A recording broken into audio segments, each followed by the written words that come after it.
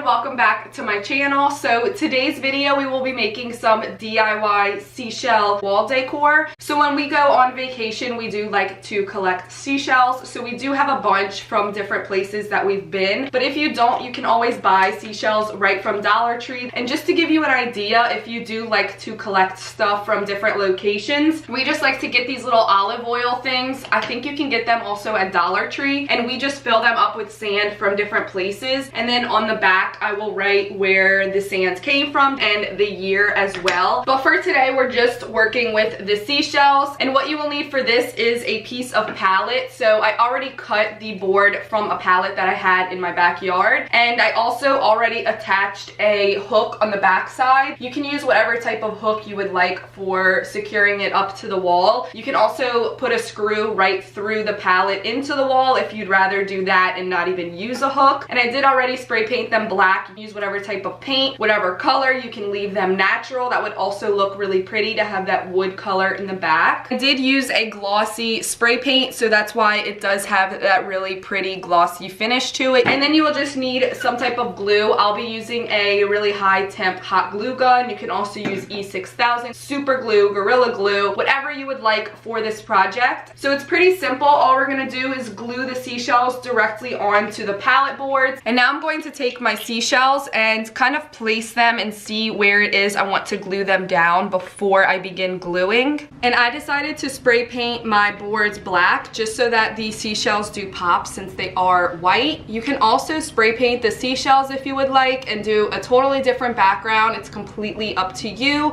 It's super customizable and it would be a great gift for Christmas as well. So that is all for my DIY seashell wall art. I hope you guys enjoyed this video. If you did, please give it a thumbs up. Subscribe if you're not already, and I'll see y'all in my next video. Bye guys.